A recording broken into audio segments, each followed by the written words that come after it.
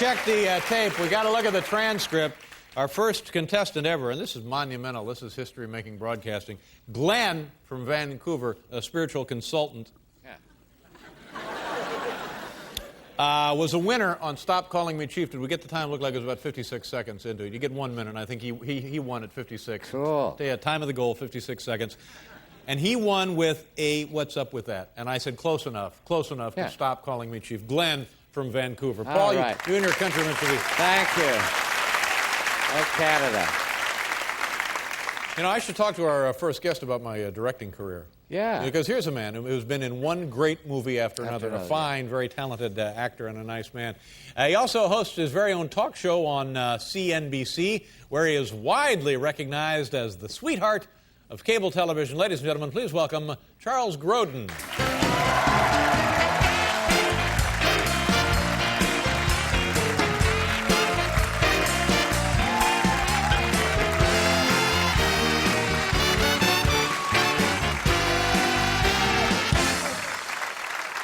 Nice to see you. Wait a minute. Welcome to the show. Doesn't he always come out and say hello to the person when you come out there? Well, I had things I was doing here. I had paperwork. Look at this. Oh, you know what it is to host a show. You get paperwork. I'm knee-deep. Look, I get paperwork. And then I was trying to put my house in order for company, Charles. You would recognize that, wouldn't you? Charles? Yeah. Yeah, Sure. you would recognize. Yeah. What are you doing excuse me a second. I'm sorry. Wait a minute. That was not an appropriate thing to do. Just get out here, Chief, will you? It wasn't appropriate.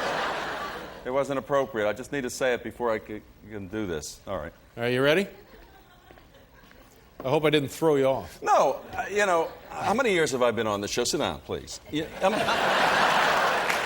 many years? Long time. A long, long time. I mean, 15 years maybe, At right? least. You and I have known one another since the old days at The Tonight Show, as a matter of fact. Years and years and years ago. We don't know. The only time I've ever spoken to you was on the air. 1978 on The Tonight Show. You and me, buddy. What? You were a guest and I was hosting and we chatted. You were? Yeah. I remember I said, what's it like to see Sybil Shepherd nude? Oh, yeah. Yeah. For 15 years, come in You and... look good. Your hair. You got like a Frank Gifford thing going with your hair. You look great.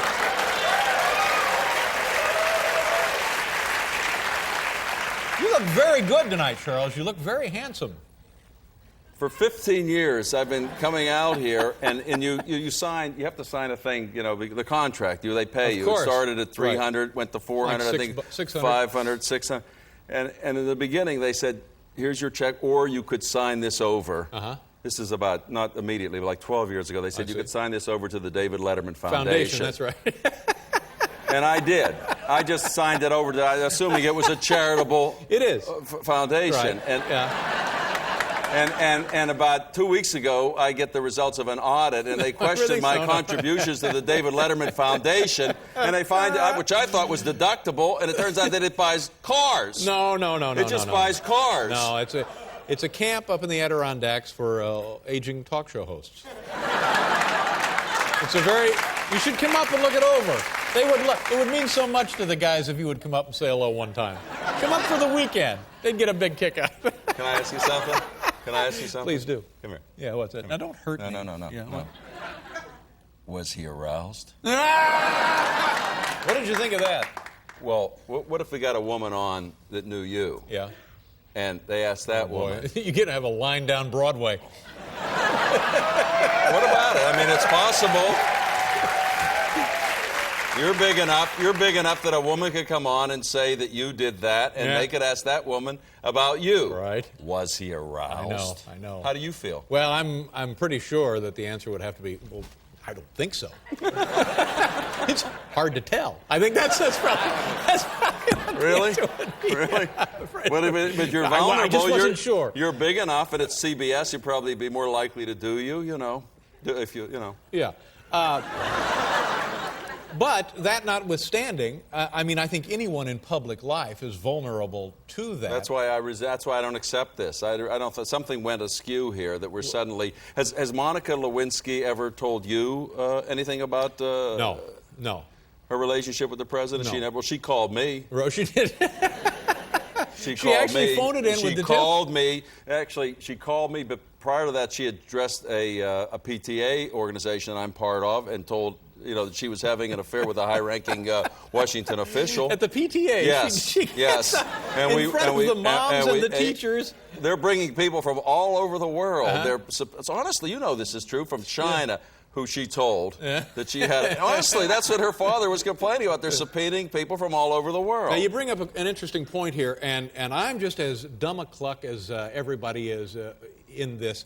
But it seems to me like there is something odd going on. Somebody comes forward and has something to say, right. And so we're all stunned. Right. We're just all stunned. And then 2 days later, in the paper, there's a picture of that person giving a duck a bath in a bird bath. Right. Hello, Right. hey, Right. hello, Right. ducky, say Right. hello to ducky. But you're not allowed to show that picture because you would be attacking because her. Then it's that person's nuts. But so if you know that you're giving a duck a bath in your front yard, why do you go on 60 Minutes and say this happened, that happened, one thing and another? Or why wouldn't 60 Minutes know that you gave a bath to a duck in your front yard? Exactly. You would think that's the kind of operation they run over there. Well, you would think. Yeah. And they said he asked all the tough questions. How tough is it? Was he aroused? I thought that was the single defining moment in the history of electronic journalism. Ed Bradley. And, there's not a man, woman, or child on the planet who doesn't know what we're talking about. And then Ed says, put your hand on him where? Where? Yeah. Oh, we know, Ed. Stop it, Ed. Ed's just a little too, you know what I'm saying? And Just he's wearing an earring when he asks right. the question, Yeah. so that throws me off. And I don't then know. he caps it all off with that, was he aroused? Yeah, right. What about you, Ed? How are you doing? The low moment in the Republic. Have you ever confided anything important in your life to Linda Tripp? Because so many people have. I have to admit, there was a time that I had some phone calls from CNN, as you know. And that's right, the contract thing? There was CNBC, sure. and then I was talking to CNN, and I needed to talk it out with someone, and I had met Linda Tripp, and I called her, and I just, now I'm thinking that's on tape, and I'm still at CNBC, and that could be damaging. She was the last, take us through this, she was the last person to what? To give the last, it was a cheeseburger to Vince Foster, right. who was the president's attorney, who later, unfortunately, killed himself. Right. She was the person who was outside the office when Kathleen Willey came out having had some experience with the president. And she was also the woman that Monica Lewinsky, as everybody knows, saw fit to talk to for 40 hours about, the high-ranking government official. Right. And she is also someone who just checks in with me from time to time to know anything I want to say. She's taping everything. I'm taping everything because there's money in this. Yeah. Now, ultimately, when all is said and done, what is your impression of what may or may not have happened with President Clinton? And should we care, do we care? I don't think we should be asking the question. You think you should have waited until he was out of office? Yes, absolutely. I don't think that's a question. Can you, in the history of this country, can you think of anybody, presidents or even any celebrity that's been asked with whom they had sex? When did that ever happen? Yeah, We've been here for a long time. But listen to me. Now, Go ahead. You're listening to me? You wearing an earring? You're listening to me. You're not now just thinking of something else to say, all right? Were you aroused? Yeah. Should there be, Yeah. in the history of this republic, Yeah. in the future of this republic, should there ever be a question too tough for a president to answer? There always is. No! There always is. You gotta be a guy. When they ask you gotta be a champ. You gotta be a hero. You gotta lead the team. When they ask, you gotta have heart. You gotta.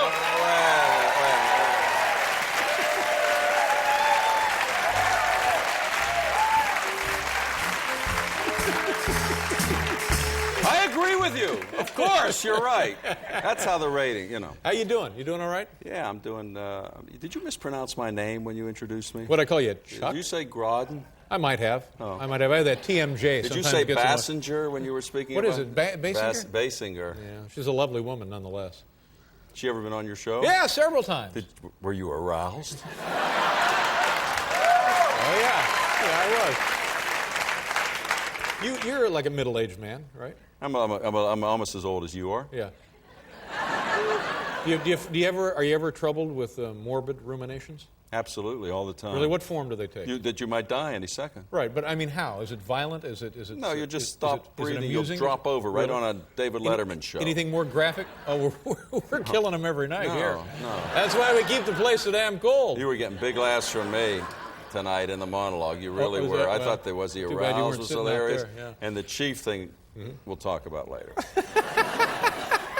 I want to tell you something, Chuck. You look good. Thank you. You look like $1 million. You know, I was up where you live in the area. I had dinner up there the other night with a celebrity couple I don't want to mention.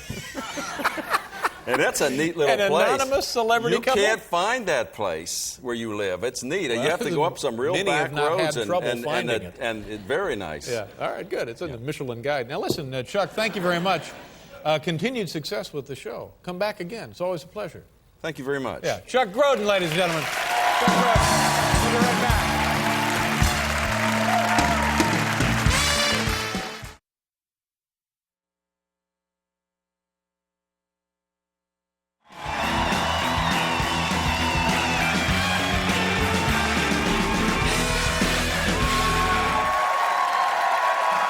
At the risk of making a bad situation worse, let me just try and explain this one more time, because I think I frighten people with that talk about our lawyers crushing the sign people. Well, please don't. It's just for good. I would never use these powers for evil. I see. Here's a way of illustrating this point. You see, we've drawn this up here. Here are our lawyers right there. You see, this is our lawyer. Yes. You see how friendly, undeniably big and powerful, Yeah. but friendly. Friendly see? is, yeah. Very smiling, confident, yet, and of course the hairpiece. But a large lawyer. Now here is you if you try a lawsuit. Let's just drop down there, but there you are, right down there. There's you see. Sign guy. That would be, you'd be crushed. So don't even put that in perspective for you. I didn't mean to scare anybody. I don't want to, don't want to get your ass sued. Right. Yeah, just a practical joke. Sandra Bullock is here, Jeff Foxworthy, and a scene from the hit Broadway musical nominated for, I think, 3 Tonys, Is One it really? Small Step. Yeah. Ladies and gentlemen, it's time now to do tonight's Top 10. Let's try this.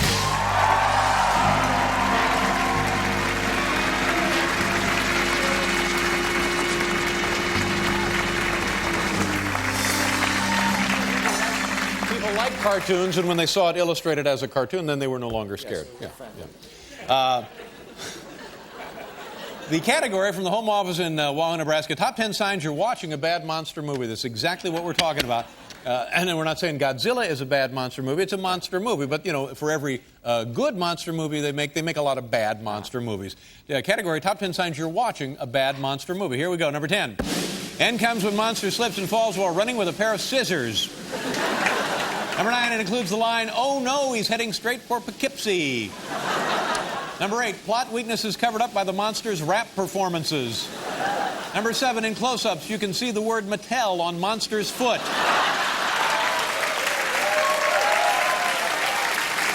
Number 6, Monster appears whenever Bob Dole takes his Viagra.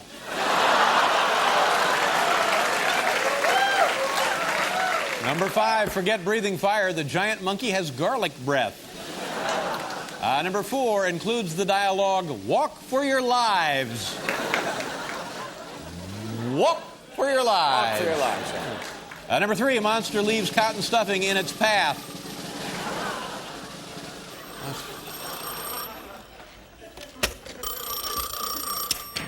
Late show, Dave speaking. Yeah, Dave, Al Herman, Home Office. Heads up when you do the top 10 list tonight. Heads up on number 3. It's not strong. It's not good. So sell it. Oh, okay. I'm sorry you're a little late, but thanks anyway. Number two is not strong, but it's got the word ass in it, so it should do well. Okay, thanks, Al. Okay, Bye-bye. Appreciate the call. Bye-bye. Bye, sure. A little heads up there from the Home Office. That's darn nice of him, yeah. Okay. Number 2, you can frequently see the puppeteers in the monster's ass. Hand. Puppeteer's hand. You frequently see the puppeteer's hand. It's supposed to be, not the puppeteer. You wouldn't see the entire puppeteer in the monster's puppeteer's hand. If you go to the trouble of building a monster large enough to have a puppeteer up its ass, then that's his hand. It's his hand. See what I'm saying? Yeah, well, Can you hear me, Paul? yes. How much of a comment, really? No, go ahead. Puppeteers. It was originally written puppeteers, plural, like there was a group of puppeteers in the monster's ass. Yeah, I suppose you're right. See what I mean? Yeah, I understand now. Okay. And the number one sign you're watching a bad monster movie, his foot is the size of a human foot.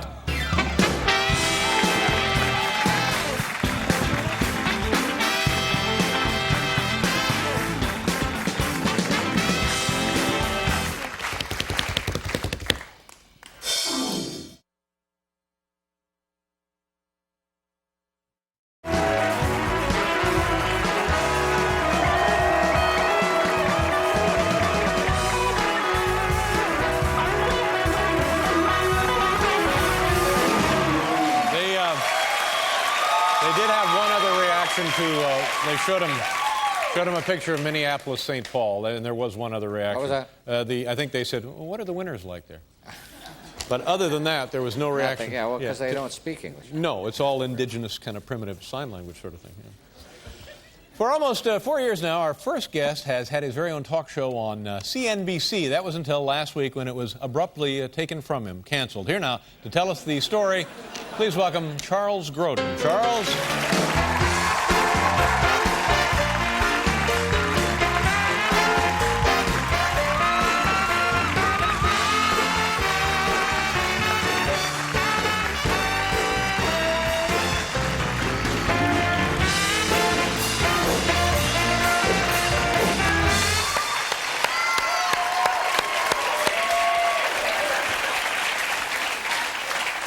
All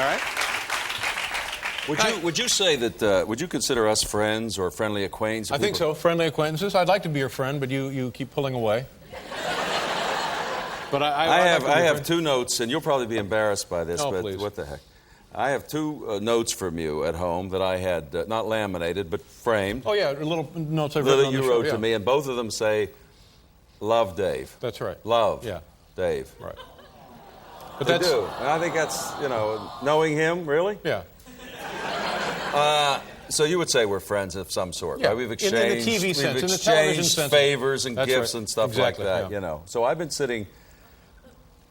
You know I was canceled, right? Yes, I do. And I feel badly about that because I think you're the dynamic kind of person that we don't have enough of on television. Well, that's the way I feel as well.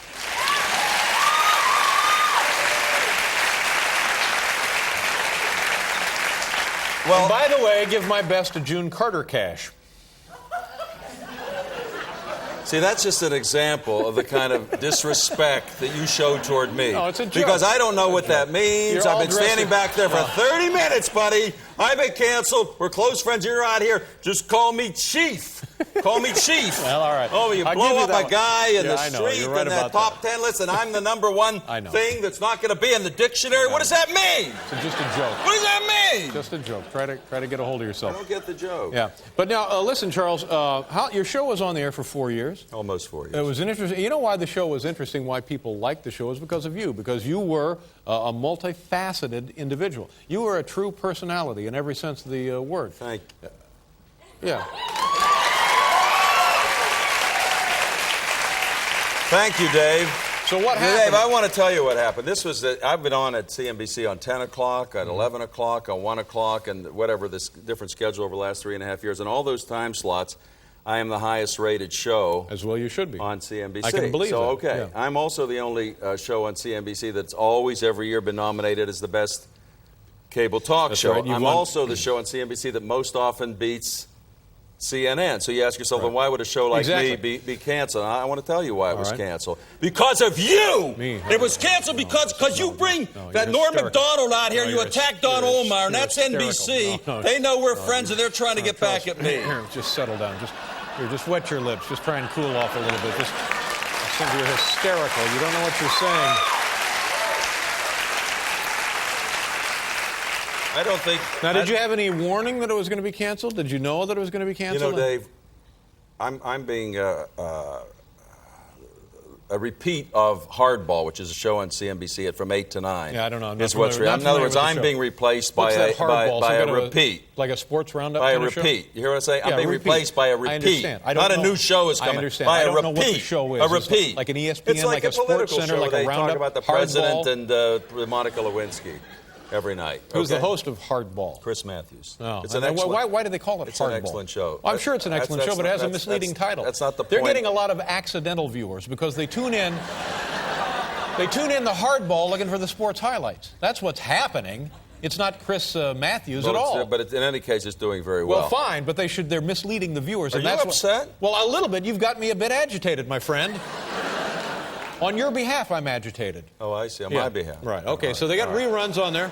Well, here's what I'm thinking about, because I start thinking about you, because that's the kind of guy I am. Sure, you know. Because if you can get canceled... And by the way, I've had shows canceled myself. I know the surprise, the ignominy, the hurt feelings, particularly the ignominy. Exactly. Yeah. The ignominy is what really, frankly, got I think so. Yeah. I think so. Well, you'll work through that. You'll come I'm through the ignominy. working through it, but coming through ignominy, ladies and gentlemen, there's no groups for this. Yeah. Are you upset? Are you okay? And I'm everything? fine. I'm just fine. I'm fine. I'm just sad because I have empathy for you and this situation. Well, this was a surprise, Dave. Right. You know, and What's the matter? no. This was a surprise, but it's not an unhappy surprise. No, of course not. It's not a door closing, it's a door opening. It's a door opening. Exactly. And you'll come back.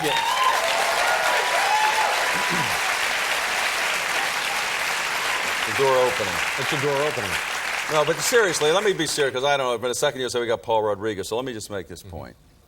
It is important that Take all the time you it's want, not by the important for me, but it is important that somebody talking about issues, somebody talking about something other than President Clinton and Ken Starr and Monica Lewinsky, whether it's homeless or hunger, poor, or anything, Something people in a little jail, more substantive. things that are always going on in America. That's It has nothing to do with Republican or Democrat or conservative. That we actually have to use television sometimes to talk about the issues, Honest whatever you think there are. Honest communication. Yeah, using it as an educational tool. Yeah. Talk about nobody it. wants to see say that. Whatever. Say. I mean, at CNBC we had scandal, homeless. Exactly. You know. Yeah. But you have to do it somewhere. So it'll probably be me, and I'll probably be doing it someplace What else. will you do now? Do you have some I'll job do it again. offers? No, I'm gonna do it again. You're going to do another TV show? I will do it. Where will you do it?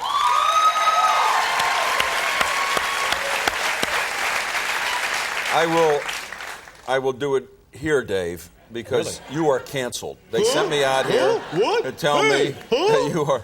Now, we'll see. I will be easy. It's a dumb guy. That's what I do. It's the only character I do, the dumb That's guy. Good. Stop calling me Chief. Hey, Chief. You a Chief? Yeah. You do a little of that, you'd still be on the air, my friend. Right.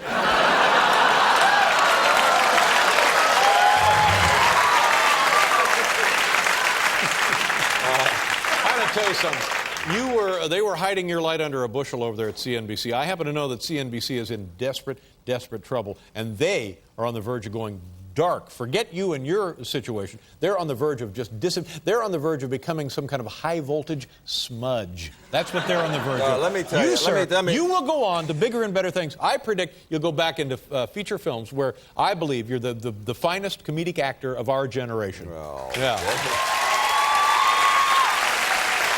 All right. You know what I want to do? You know what I really want to do?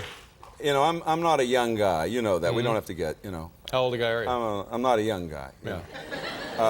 And yet look at me. I look like you a look young great. guy. You look like you're in the look like you're in the top physical condition of your life. I'm in excellent shape, you know, and it's because of a skin cream that I'm developing that I'm going to. It's called Grodin, and I'm going on the home shop. And I hope you'll join me, because you could say, sure. David, did you try the cream? And you say, oh, Chuck, I had it on toast. my sure. skin. Listen, my best to Don Diego. We'll be right back.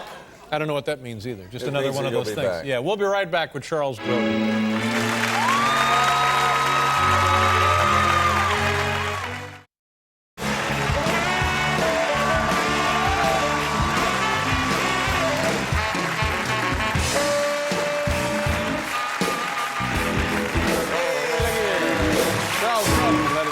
Back on the show with Charles Grodin.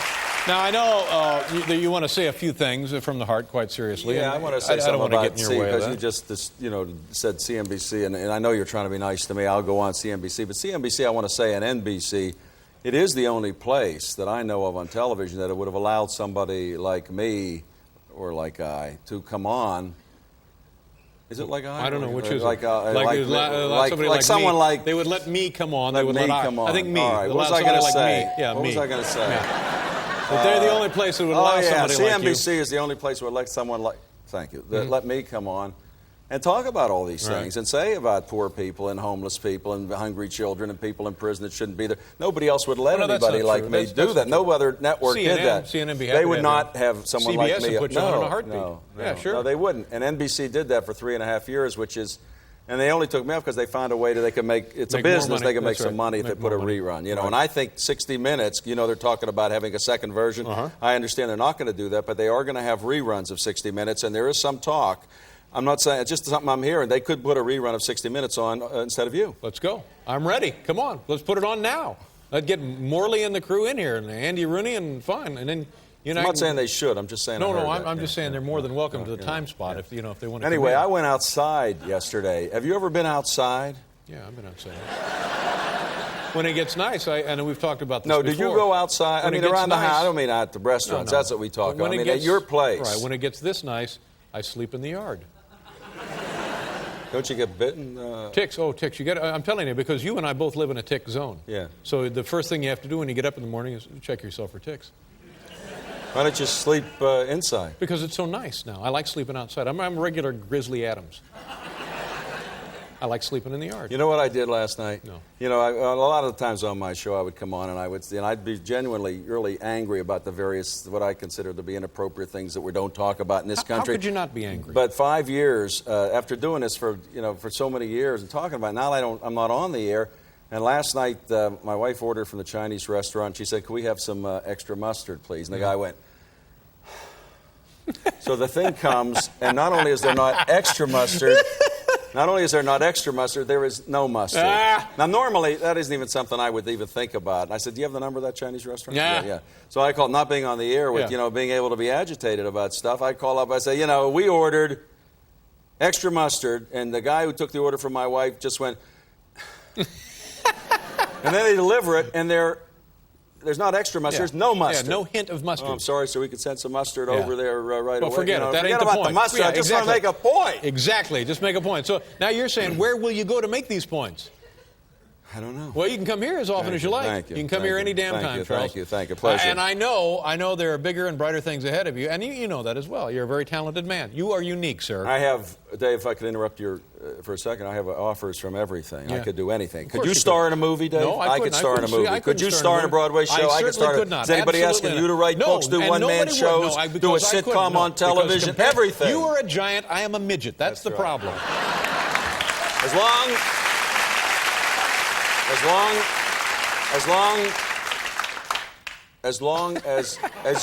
long as you never forget that, we'll get along just fine. Charles Grodin, ladies and gentlemen. Thank you very much, Charles.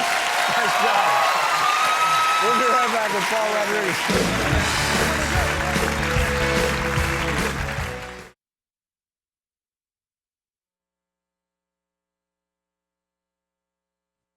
Mr. Black, will it be?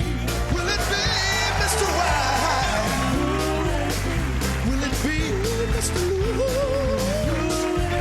Or will it be Mr. Time?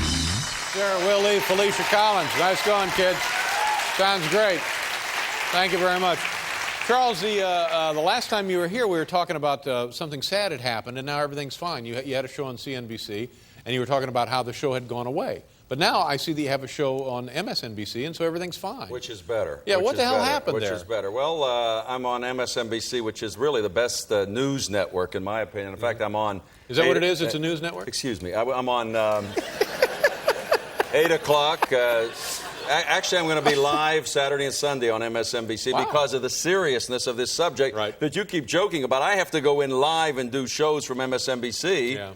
And you're sitting here saying, they got the report today and they found out that a new Yeah. Now, Charles, does this mean that now that you're just doing the show, is it 2 days a week or 1 day a week?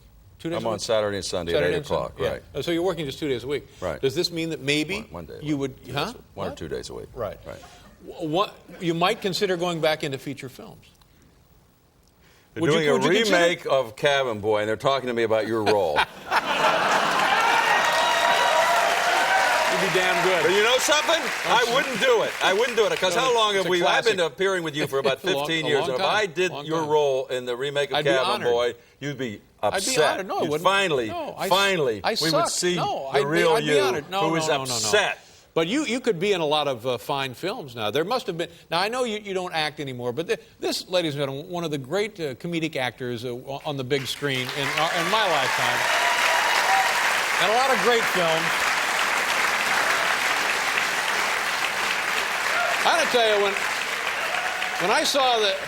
when I saw the Heartbreak Kid, I just said to myself, this is unbelievable. You know, this is the kind of stuff to do if we're having a cup of coffee up in Connecticut. This isn't good heavyweight talk show stuff. When I saw the Heartbreak Kid, come on, get real now. Well, first of all, the chances of you and me having coffee in Connecticut are about this big.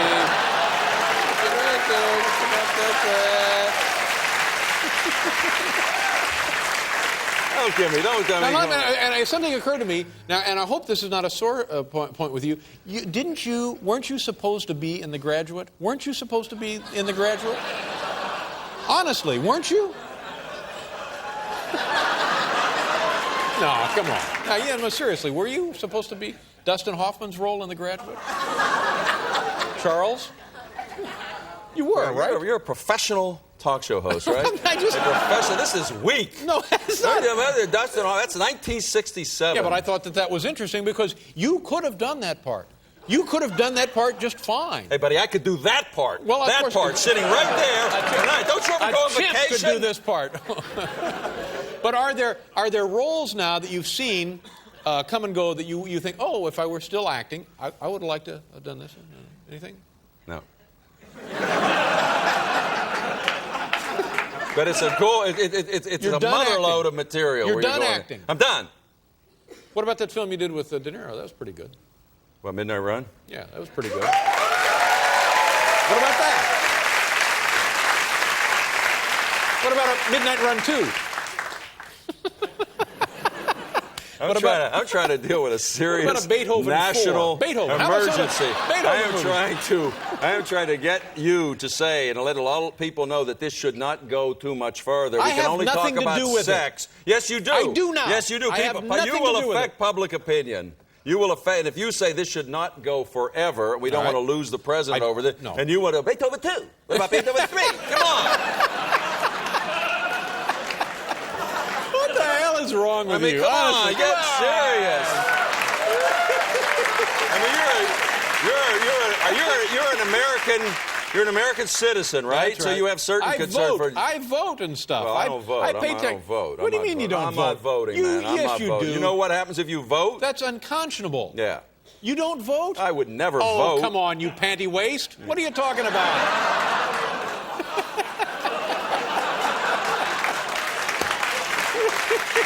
What do you mean you don't vote? You vote. Of course you vote. Tell the people you vote. I vote for you. I vote for you. No, because that's a bad example. The kids at of home course thinking you vote. Charles doesn't vote. I don't have to vote. You vote. I voted many times. Yeah, okay, good for you. I voted for myself. Yeah. I ran for president 8 times in high school. I voted for myself every time, and I won. Would you consider running for public office? Would you consider running for public office? What's the matter with you? I don't know. Why are you doing this? I thought that was a pretty good question. Please, don't you have things written down? Well, yeah, but that's just...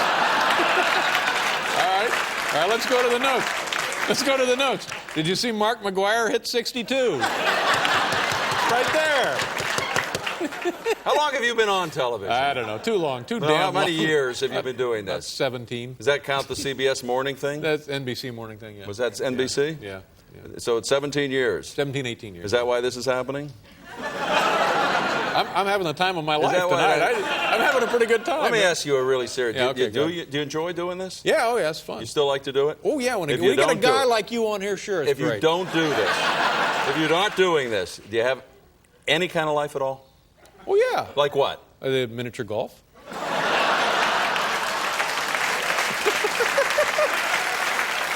Really? Have you ever driven to the store?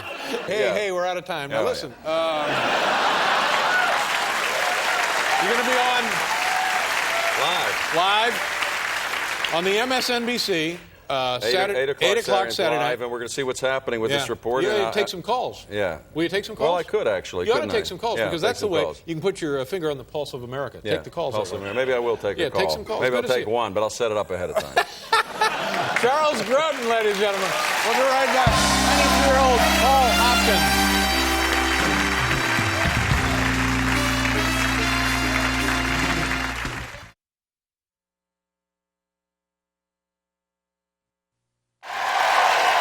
Paul Schaefer is right over there.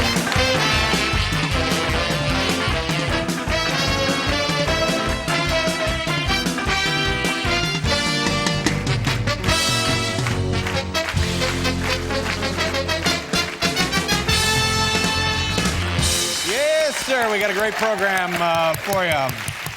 We're going to we have a little quiz about Atlantic City. You know, Atlantic City is just down the road. You go through New Jersey, and you go down the shoreline there, and you get to Atlantic City. Yeah. And it's they have gambling down there. They have casino gambling. And we're going to give you a little video quiz about what goes on down there in our sister city of Atlantic City. That'll Here be we are great. in New York City, and they're down there in Atlantic City. And we're That's gonna... great. I'm looking forward to that. Yeah. So listen, how's it going?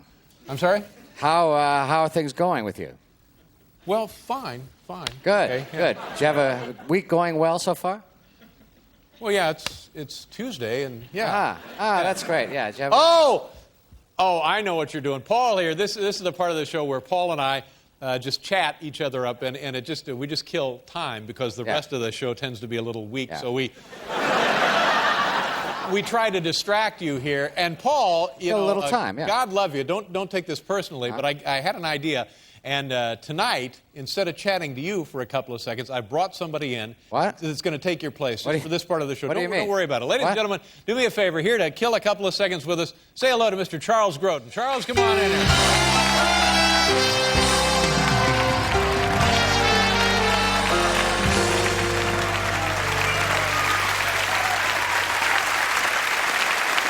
Charles, how are you?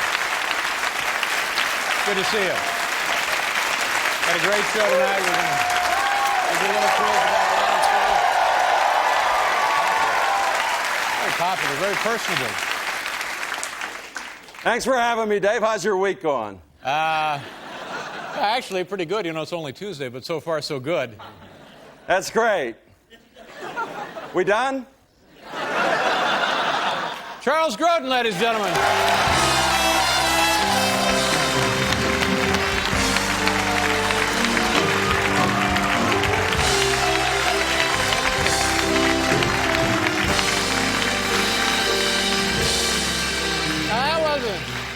That wasn't so bad. That worked out pretty good. We flew him in this afternoon. Whoa, and he was flew nice. him in? Yeah.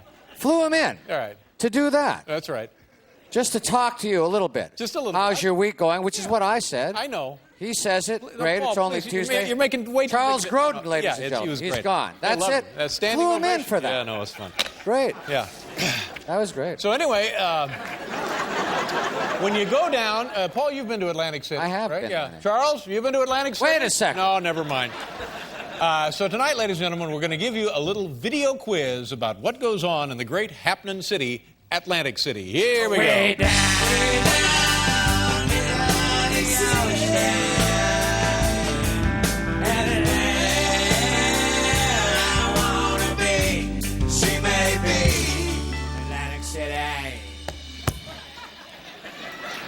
That was...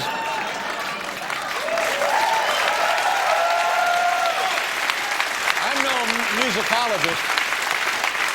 Was that Donovan? Is that who that was? Is that Donovan? Atlantis. Yeah, was that what it is? Did I Yeah, get it's like Donovan? Atlantic City, almost Atlantic City. Yeah, now you know there's the Atlantis. Bruce Springsteen song, Atlantic City. Meet me. We couldn't remember that one. Yeah, that's we a were pretty trying good to one. remember that. Yeah, and the Levon Helm version. Looking is not pretty. bad. Yeah, they did it here. Well, yeah, Levon Helm, exactly. yeah. And you couldn't come up with Couldn't it? quite remember that one. Oh, huh? We did a Donovan. Yeah. How's your week going?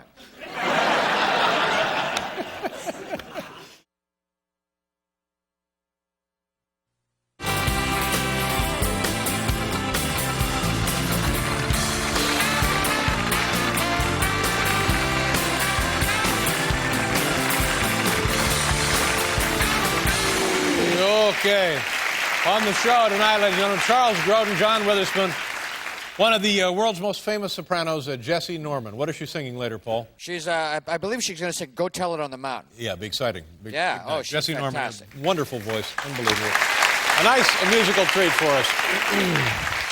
All right, let's bring out our first guest. What do you say? Lovely idea. Here we go. Our first guest has his very own cable television program over there on the MSNBC network. It's called Charles Grodin. And ladies and gentlemen, here he is, the self-same Charles Grodin. Charles, come on out.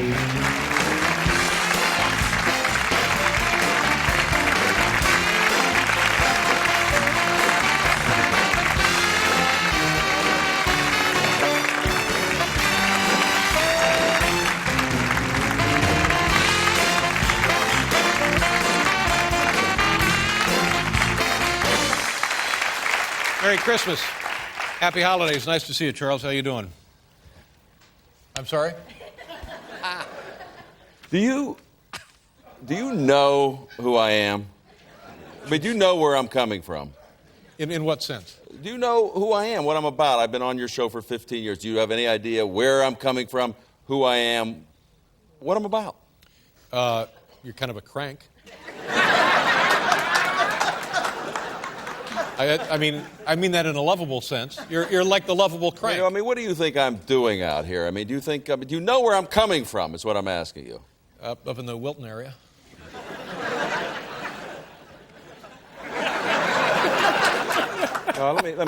May I? Did you see that, Eric? Wasn't he good? Eric, was that? Yeah. You pay Eric? No, we just found No, it. did you pay him for doing that? Well, yeah. Did you pay him for doing that? Yes. But like, we did, how much did you pay him well, for whatever doing the that? AFTRA calls for, the union. But $500 for doing that. But worth twice that. I'm guessing we gave him twice that because he was so damn good. And we picked up his lasagna, and we'll do the So same he made for you. maybe $1,000 for that appearance. Might have, yeah. And you? I'm doing all right. I make a comfortable living. So Eric made $1,000, and you made for that period of time. I probably not. More. No, More. not nearly More. 1,000. No, I don't know. More than 1,000. I wouldn't think so. Anyway, that was only a few minutes' work. excuse me. One second. I had done 2 live shows on MSNBC over the weekend because of the situation in the country. I don't know if you're aware of that, but I wanted to take some time off. But he got his ass. Just before I go and do another live show on Saturday. So I wanted to take some time off, and you called because I think Maya Angelou, the poet, or somebody felt, and they asked if I would come in and, Thank you very do the much. show. Thank you. And I kind of a little bit resent that it's always if you can't get Maya, get Chuck. No. I resent that a little bit because that's happened before. Every time Maya Angelou cancels, you call me. It was John Travolta or somebody like that. All right. And thank you, by the way. I don't even know what that means, John Travolta or somebody like that. What does that mean? You're saying this is like 4 million people. You're saying things nobody knows what you mean. So you believe everybody understood that thing about Maya Angelou? No, but you did. And that's important. But I didn't even understand the John Travolta thing. Well, I was trying to put your mind at ease that while we would love to have Maya Angelou, we would also love to have... Are those real glasses? Yeah. They are? Yeah. Lens crafters. Really? About an hour. Yeah.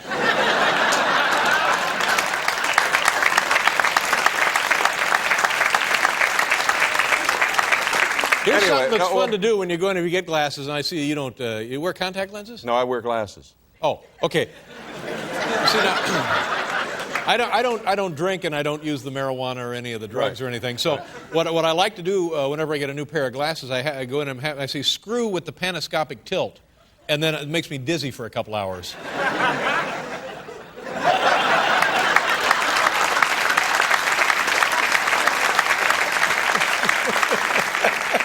So I do these 2 live shows on the weekend, and Maya cancels, and now they want me to come in, and I say, I promised my son I wouldn't be going out again. And the message I get back from you or your people, sure, is tell him we'll buy his family dinner. That's pretty good. That's pretty good.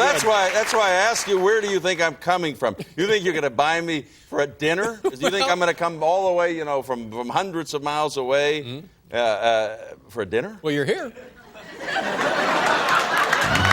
Yeah, but why am I here? I'm here because of my affection for you. I know. Because of my friendship for you, not because of dinner. Charles, let me say one thing. I saw you I saw you. Not even hungry. We can put you in touch with some lasagna, but I saw you. I saw you a week ago with our friend Tom Snyder on the Tom Snyder Late Late Show. Well, that was entertaining. That was great. Thank you. I was. They had you on the satellite hookup, and there you and Tom were, and I thought that's great. They sent a truck up to a motel up in the area that we live, and I didn't even have to leave. You went right to the motel? 10 minutes from my house and just went up there. Yeah, and it was nice. You were very entertaining. They spent $10,000 so I wouldn't have to come into the city. Mm-hmm. Would you ever consider doing that? Oh, yeah, absolutely. Would you do that? Would you do that? Would you just send a truck up so I don't have to come all the way in here? Just a truck, and we do it on the satellite? We'd consider that. Consider that. How much do I get paid for doing this, by the way? I don't know. You don't. You should have worked that out in advance. You should have worked that out in advance. Charles, what's your take on this whole impeachment thing? You know, I was told that you really are sick of talking about this. You don't want to talk about this, and everybody's sick of talking about it. Nobody wants to talk because everybody's sick of it. I am kind of sick of it. Sick of it.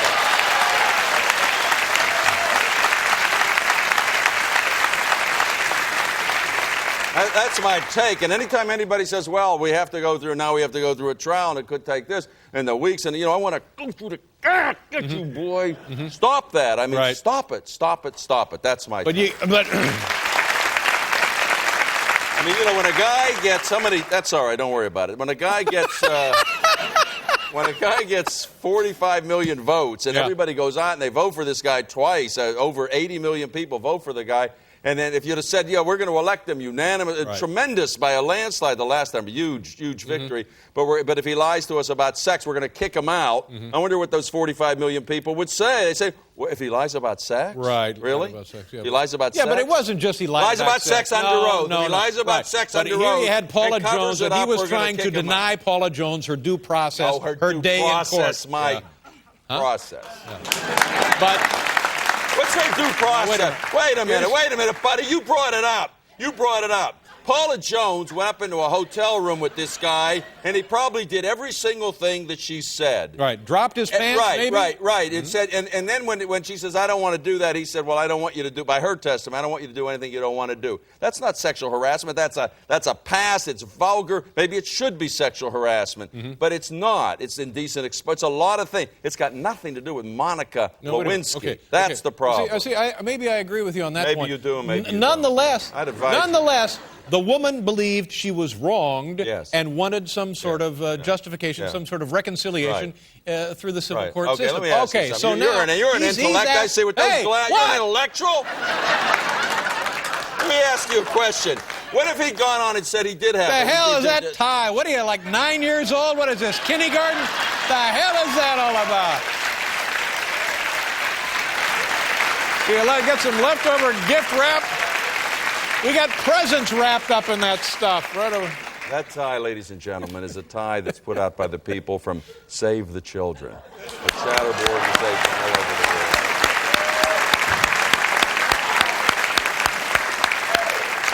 Here's what I thought. This pig here, he doesn't care about anything.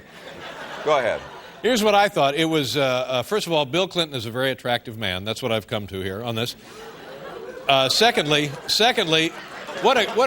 how much fun was it Saturday watching TV? Wasn't it great fun? Because over there in Iraq, you got the war going on. That was pretty good. You like that, huh? Well, it was exciting.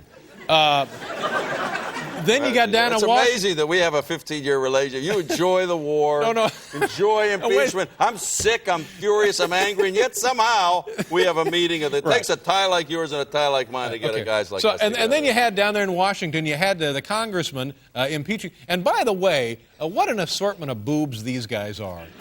You know what I'm saying? Both sides of the aisle, left and right. And then a couple of these guys, it looked like they were going to work their way into a song. Didn't you get that feeling? They have sung. One of those guys did sing. Old Pinhead. I know. Yeah. But here's the point. And then I'm not done. I'm not done. Then also you had the Jets going on. The Jets in Buffalo. Man, it was a pretty good day for TV. I wish we could have stuff like that on the TV every day. Yeah. Or maybe like some car crashes or murders or stuff like that. No. But here's the point. If he had told the truth about Monica, they said, what about this Monica Lewinsky? And he told every single thing that he ever did with Mont, would that have given Paula Jones the verdict? Would she have won a sexual harassment? It has nothing to do with the sexual harassment I don't know anything about that. All I know, he may have interfered with... He may have interfered with somebody's chance at getting some sort of Here's how he could have interfered. If he had sexually harassed Monica Lewinsky, he would have interfered with her chance. But it's irrelevant. No, it's immaterial. I think you're confused. You think I'm confused? Yeah. I spend my life on this stuff. You spend your life making fun of people. That's right. Here was the most interesting thing I've heard said about this whole mess in a year. I'm listening to an interview a week ago with, I forget the man's name, but maybe you know it, Rudolph Giuliani's campaign manager, political expert. It might have been. Yeah. Oh, he's a country western guy. Yeah. Got that little thing here under his Garth lower Brooks. Right. Got that he's Rudy Giuliani's manager. And he said, looking back on it, he said, if Clinton had only, and I'm not sure exactly at what point he could have invoked this, but at one point, if Clinton had just said, this is none of your business. This is none of your business. Likely, it all would have melted away. Now, do you agree with that? I don't think it is anybody's business. Right, I don't think it is but anybody's could he business. have applied that? I don't really know the law well enough. In the testimony for the Paula Jones, could he have said this is nobody's business? I don't think he could have said that. He would have been contempt. Well, I'm not sure. Contempt, a word you're familiar with. Are you all right? You feeling all right? Yeah, I'm all right. What's that? Oh, I thought you were going to fall. No, I'm fine. Have you ever fallen off the back? No, never taken There'd be a rating for you'd you have right a show there, wouldn't you? Yeah, On Dave the takes news a tumble and tonight. everything. Yeah, it'd be right on the news.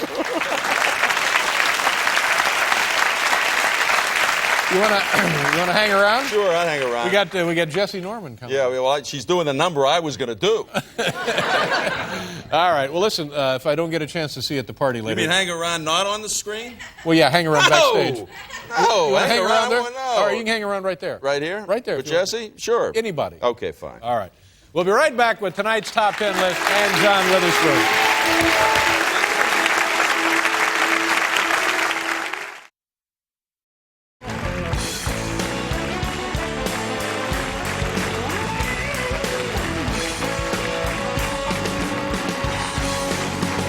I was just thinking about something. This would be good. Tom Snyder, yourself, Regis Philbin, and me, we should all go to dinner one night. No. It'd be a whoop-de-doo. No way. Be a bunch of old guys out telling stories. No way. Huh? I mean, Why not? not on television with you would be so stressful. Oh, we'll have a lot of fun. It'd be so stressful. You can have a cocktail. No, because off Relax. camera you're no, so it'll be. tight. You don't know so what you're tense. You don't know what you're talking You're so about. tense No, it'll be the off Mardi camera. Gras. Are you kidding? pursue It'll be a your grab show. ass. It'll be great fun. Right.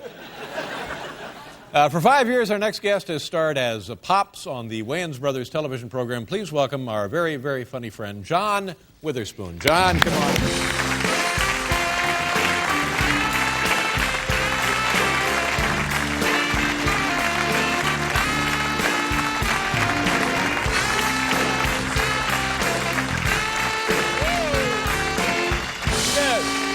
Charles Grodin. Yes, sir.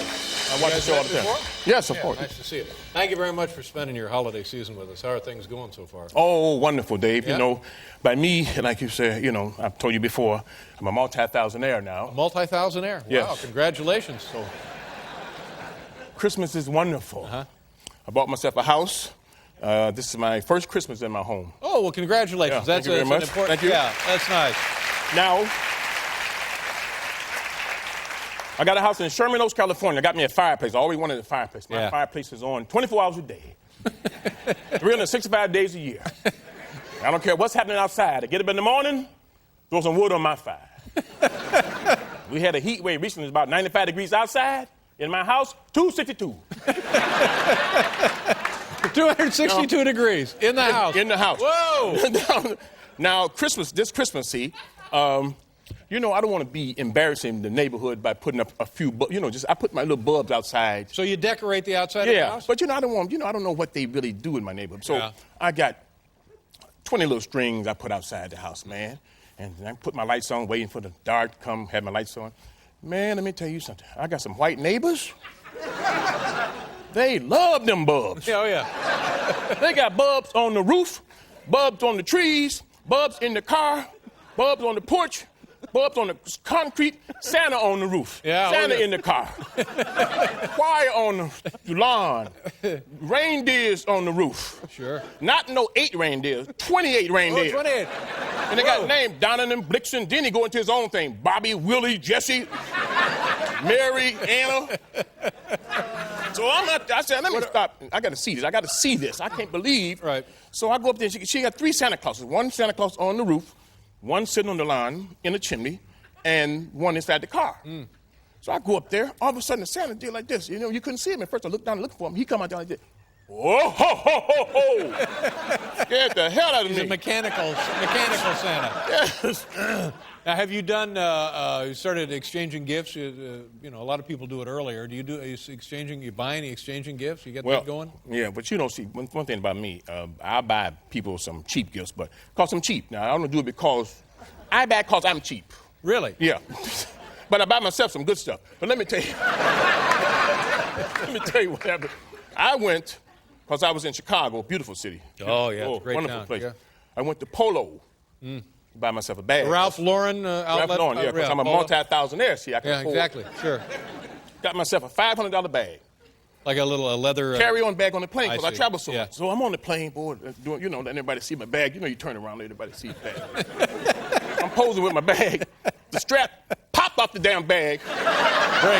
Breaks on me. Did you have it overloaded? Probably it was overloaded. No, I can see what, there was a flaw in the strap. Oh, a flaw. So I called Bunky in Chicago. This is a guy who's a salesperson. Bunky. Bunky's his name? His name. He said, we're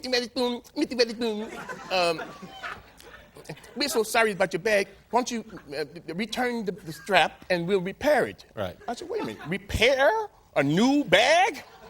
You don't repair nothing new. Repair something old. So I took it to the Beverly Hills shop, and some kept Anthony, big black dude. Well, Mr. Witherspoon, the Polo shop in Chicago is a subsidiary. We have nothing to do with them. Oh. Yeah, y'all sell the same damn stuff. What the hell you mean you ain't got nothing to do with them? That's a bag right there. Look just like mine. Why don't you change that bag right there with mine? Makes sense. So I called Bunky. Now, in the meantime, I'm traveling with my new polo bag with some neckties on it. What do you mean? For a strap. Oh, you use it. Well, there you go. Now, I'm traveling, and people think that Ralph Lauren came up with this. Look at Ralph Lauren neckties on a garment bag. It's nothing amazing. A travel bag. So I finally got my bag, got my belt. Now I got an old bag with a new strap on it. Good for you. So it's a success story then. It's a success story. You know what? I wanted to include this. Tom Snyder, you know Tom Snyder. Yeah. And Charles Grodin and Regis Philbin and myself, a bunch of old guys. We're all going to go out, have dinner one night. You can come with us. Would you like to come with us? That'd be right. You don't mind, do you? Charles wouldn't mind. Charles is a good man. Charles, you don't mind, do you? No, Charles is a good man. I go for him first. This is the only one I'm comfortable with, to be honest with you. There's something about you that's a little, you know. The whole thing was my idea. I know. Good, thanks for that, but we'll We cool. we'll build a group. Now, am I done? I don't know. Let me just see. Is he done? Yeah, you're done. Wait a minute. No, you're done. No, you're done. Wait a minute. This is the second time this happened, Dave. No, you're done. You're I done. just got here. No, you're fine. Dave? You're fine. Everything's Second, I'm okay. How you doing, Charles? I think you did a fantastic job. the problem is one of our other guests talked too much. Ladies and gentlemen, we'll be right back with tonight's top 10 list.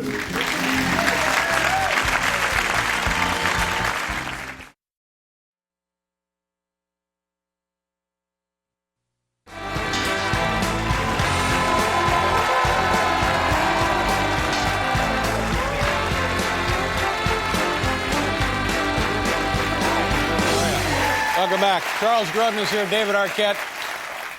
Willie Nelson, who has a great, it's not such a new CD, but the name of Latest, Teatro. Yeah, Teatro. it's a great. Isn't it he's fantastic? Here. Lyle Lovett, who had like a double CD of songs from Texas songwriters. That's unbelievable as well. Yeah. And Chris Christopherson, I'm not sure. But but those three greats are here tonight to do a song. It's a tribute to Johnny Cash. Exactly. Yeah. And look what happened. My thing came off my award. How does that happen? I don't know. It was not put on there for the millennium. Not much. Get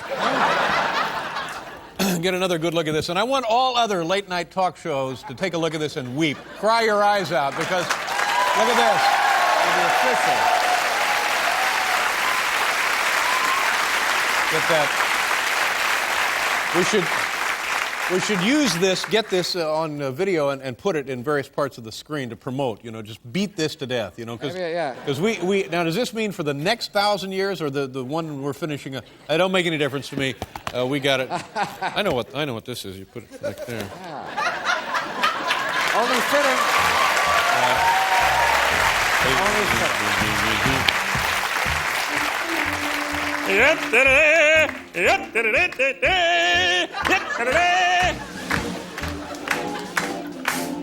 I'm a grown man making this noise. Stop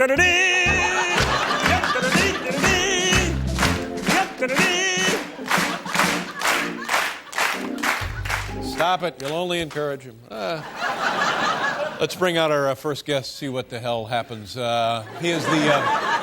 I like this guy. I like everything about him. This is the kind of guy show business needs more of. You know what I mean? Oh, yeah. He's a raconteur. He's an artist. He's gifted. He's talented. He's very good with communicative skills. He's a gentleman. Ladies and gentlemen, please welcome Charles Grodin. Here he is.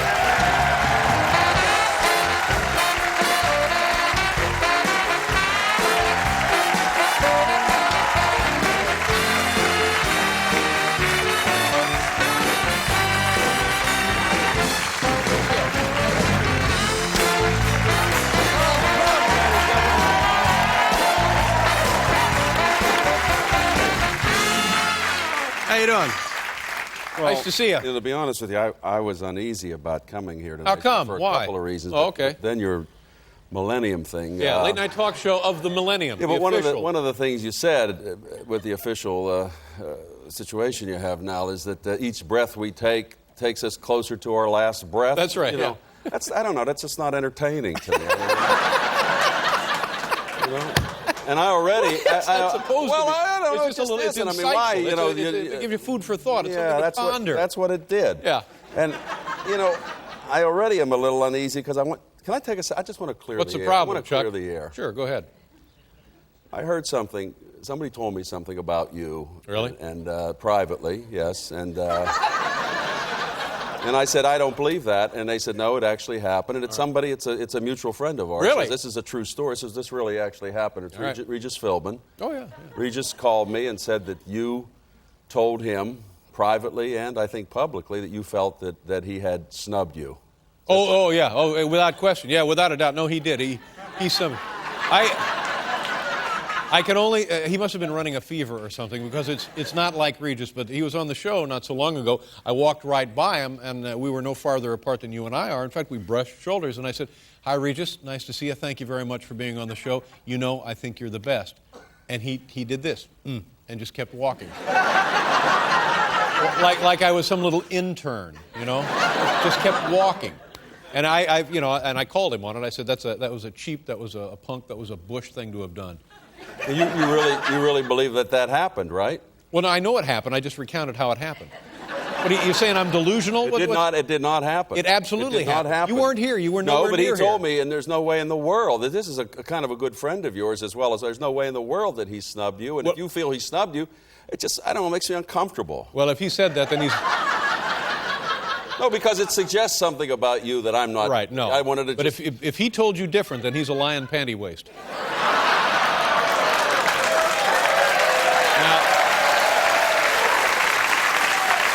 Wait a minute. Is that a joke? Are you seriously saying I called him Regis Philbin I called him. is a lying panty waist? Yeah, that's right. In fact, when he walked out on the show, I gave him the finger.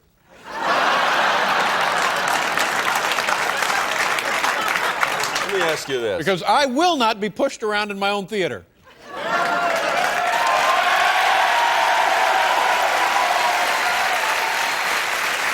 you all right? All right. That's all right. That's all right. Let me ask you. You look good. Let me ask you a serious Have you been away? question. You look like you got a little Let me sun. ask you a serious Yeah, go right ahead.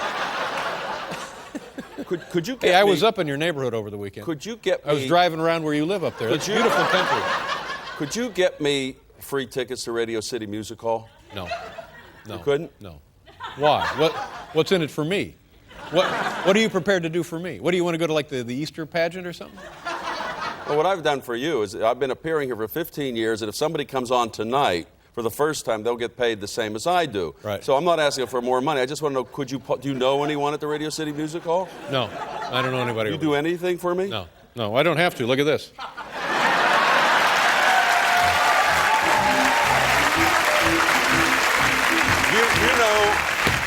You know where I got this tie? Oh, where'd you get that tie? Frank Sinatra gave me this tie. Oh, really?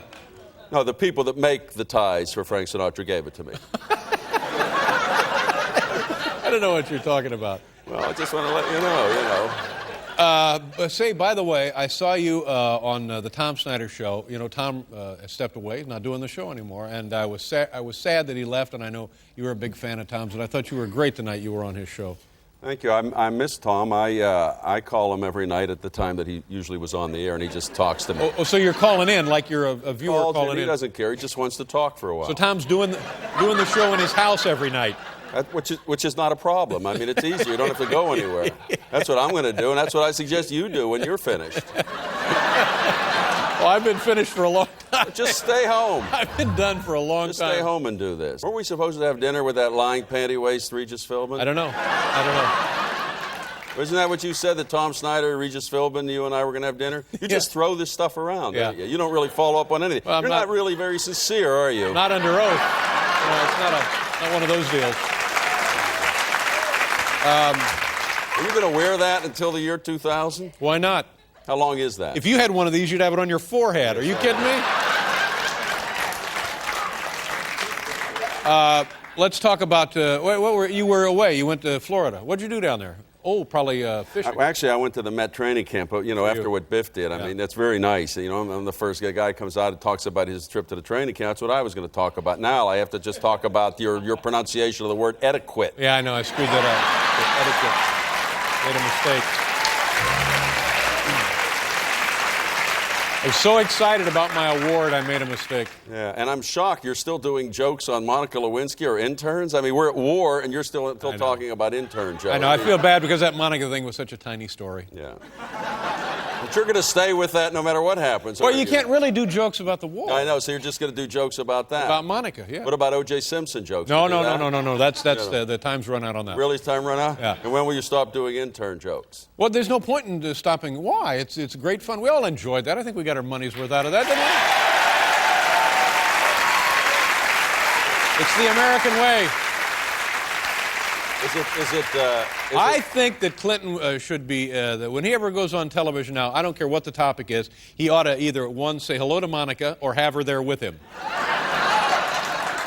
Good evening, ladies and gentlemen. You, of course, remember Monica. Well, because when Monica was part of his life, his approval rating soared. He asked for a question about Monica the other day at the press conference. He asked for a question? Kosovo, and he said, anything on Monica? He is easier. It is easier. No. He did. How's your show going? Well, I would talk about that all the time with a different tone than you do, I think, You're on, you're on the one night I'm a on week. Saturday and Sunday, and then they repeat live at 8 o'clock. You only do the one show? Now I'm live Saturday and Sunday at 8 o'clock. Nights, We're making a real ratings drive. Well, good for you. In fact, the reason I come on this show, to be honest with you, is the 25 to 54 thing you have here. Mm-hmm. How many of you are between the ages of 25 to 54? 25. I just want to make sure I'm not wasting my time. Because if you're below 24 or above 55, I'm going to just clam up and have nothing. What is it? Is it almost over? It's awkward. It's awkward for me to come here. In fact, it was, because I've never come here. I've never been on your show in all these years when we've been at war, and that's what I talk about. Well, it's a tragic thing. It's a tragic, horrible thing. Now, obviously, something had to be done. There needed to be some intervention. But I guess the question that people like myself, I'm a layman, I don't really understand geopolitics. How will it end? How can we finish this up now in a humanitarian fashion? I guess that's the question, isn't it? That's the question, yeah. Yeah. Yeah, well, one of the things that people say that the Serb spokespeople say that the NATO bombing caused all these refugees, but none of the refugees are Serbs. Really? So if there's all these people living in Kosovo, well, that's what I'm trying to tell you. Yeah. And they're leaving because of the bombing, then some of them would be Serbs. But it's not the bombing, it's the Serbs. But now, as a man of some knowledge, some intelligence here, do you see this as having some kind of conclusion in the near future? Or is this just going to go on and on and on and bleed us all to death? I don't know that. I can't really say that. All I know is we should do everything we can, not only to protect the Albanian people, but to protect the Serb people, because, they're sitting there saying, God, why are we being bombed? Right. So any way you look at it, the choice should be to help the people.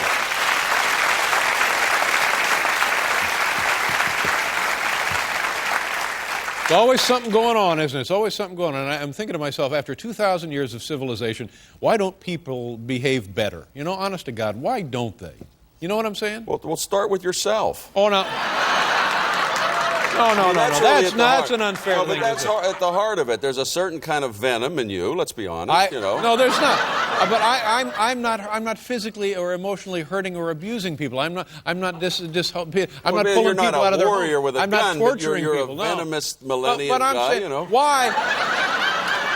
Why on that level does this still exist? 2,000 years of civilization, people are still killing people in large groups of numbers. Why? Unfortunately, it's part of the human makeup. There are certain people that want to kill other people. Here's the only kind of killing that I understand. When two guys are drunk and one guy tried to shoot a beer can off his buddy's head and he kills him. That I understand.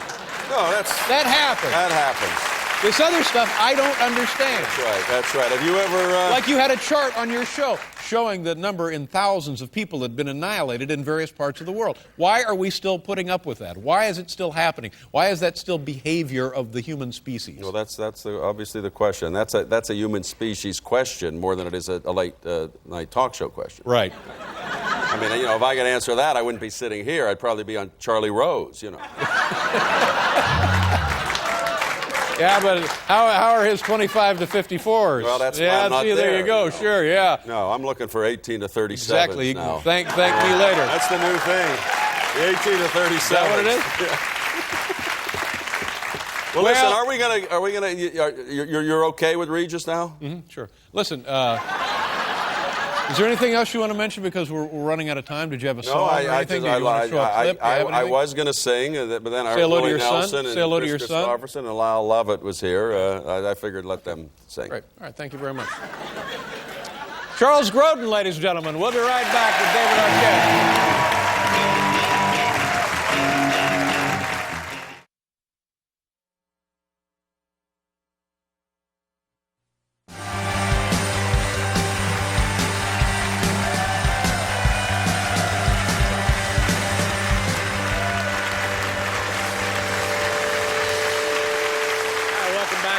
Show, ladies and gentlemen. So Friday night whoop-de-doo. We got a great show for you. Alanis Morissette. Does it get any better than that? No. And Charles Grodin, our first guest. Charles has been with us for years and years and years, and he's a nice, talented, gifted, smart, entertaining, personable fellow. And I just hope we have no trouble with him here tonight. What do you mean? Well, you've been with us many times with Charles, and somehow he either gets off on the wrong foot or I get off on the wrong foot, and it's bedlam, and it's unpleasant to watch. Can be. Yeah. Often when Charles is on the show, we then have to change the rating of the show for that night. It frightens our sensitive viewers. I see. Yeah. Oh, I see. So I just hope, I'm keeping my fingers crossed that everything goes well here. Me too. Charles Grodin. Me too. Please. Okay. We're always delighted when our first guest has time to drop by for a visit. He has his own television program, of course, as you know, on the MSNBC, whatever the hell that is. Like a shortwave kind of thing? What is it?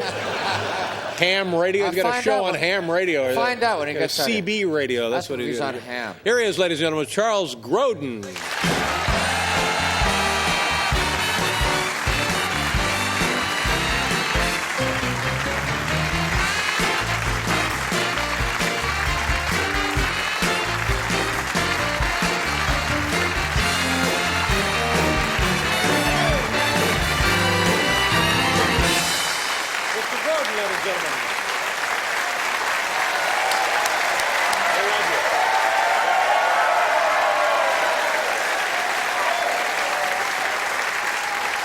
Charles, have a seat.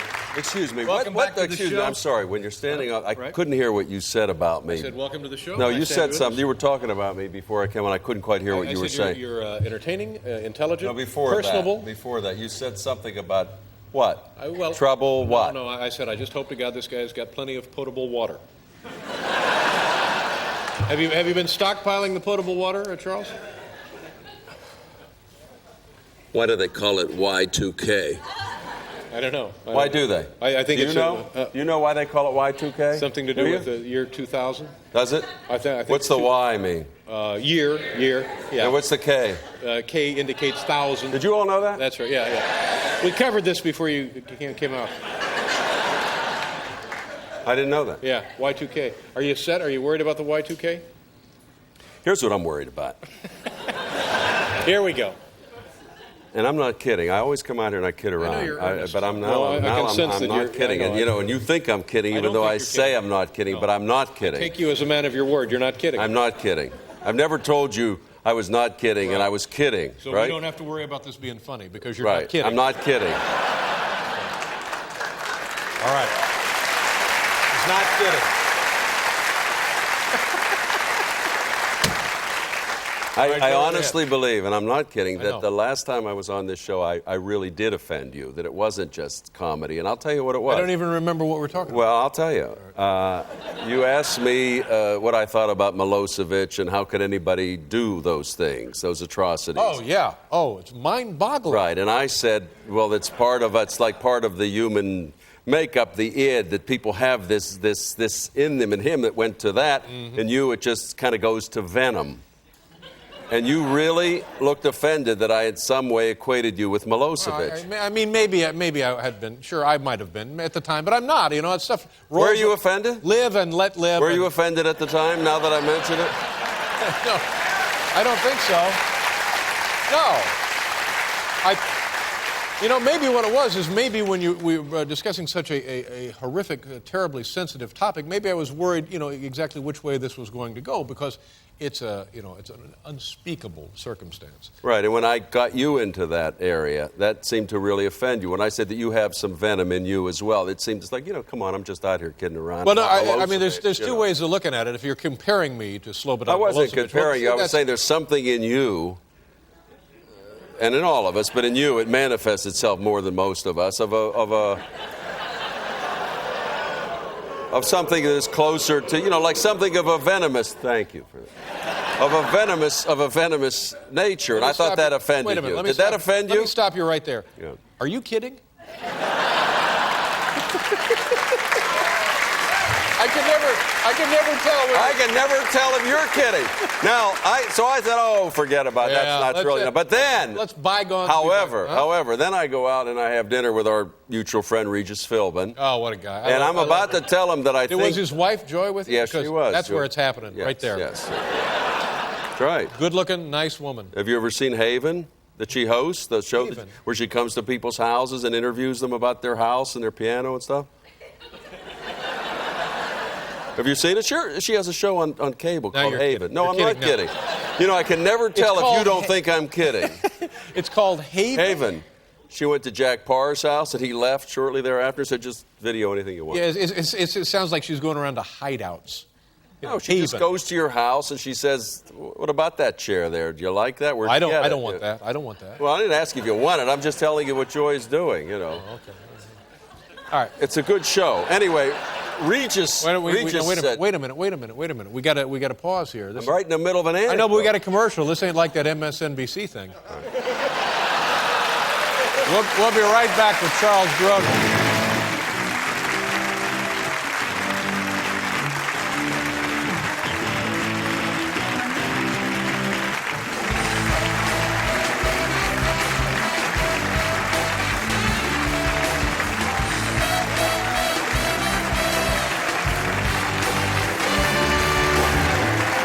Grodin is here, ladies and gentlemen. Alanis Morissette.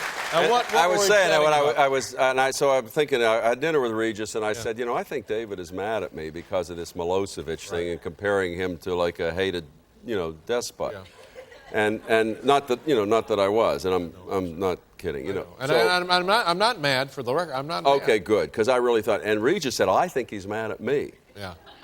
Seriously, and you may know about this, because you evidently had called his show, you'd watched his show, he said, geez, terrific show, this and that and that and this. And he said, I do that often. He said that, and then you said, well, and then he said in return, well, David, you are the freshest, you're most original, late night. This is true, isn't it? But here's what happened. I'm watching the Regis Philbin show, Regis Lee and Kathy Lee. I'm watching their show. And it's just top to bottom. I mean, he's funny, he's personable, he's witty, he's urbane. Everything is moving along fine, doing everything, and it's just great. And I call him up and I'm saying, Regis, you're absolutely the best. I said, every time I see your show, I'm so impressed. I just think the world of you. Now, Regis is on the spot. He thinks, human nature, he's got to return some kind of compliment to me. So this is what he says to me. He says, oh no, Dave, he says, I'm telling you, when I watch your show, those camera angles are unbelievable. That's what he says to me. No, what he said, the way he tells it is that he said, no, well, David, you're the most original, you're the freshest, there's never been anybody like you in those camera angles. I wish I had camera angles like that. And all you heard was camera. He said, all there was the camera But he said, I don't know, was that an insensitive thing to say? I said, well, was it insensitive that I called him Milosevic? I don't. So we're sitting there, I'll have another drink. It's tense. You try to have a relationship with you. We're all walking up. Did we offend him? Did we hurt his feelings? It seemed like kind of a well, you careless just should be a little, on your part. well, you seem, but you should. I'm you should fine. But like you look water offended. off a duck's I'm not offended. I mean, sometimes you're sitting here, you can't see this. But when I look at him, he looks like this. I'll say something, you can't see it. Can I, please? He goes, and it like swallows, come on. But all right, I'm ready to move on. Let me ask you a couple of questions, Chuck. Chuck. It's actually not that hard to get a laugh on late night television, is it? Well, no, frankly. Here, let me ask you a couple of questions, Chuck. It's the open bar really helps. Yeah.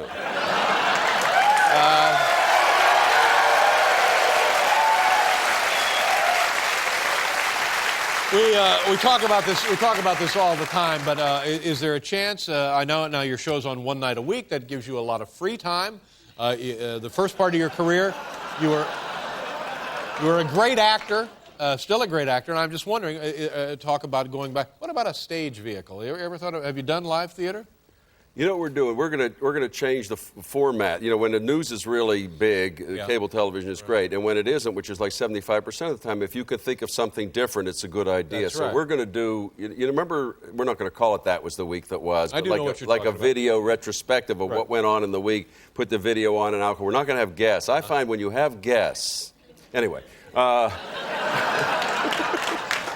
Just going to be a video retrospect each week. If you haven't seen what's on television that week, you can watch this on the weekend, and I'll put it up there and make my, ironic comments. I'm not sure that's the question I asked you. You asked me about movies. They are going to make. I heard they're scouting location for Beethoven's Third.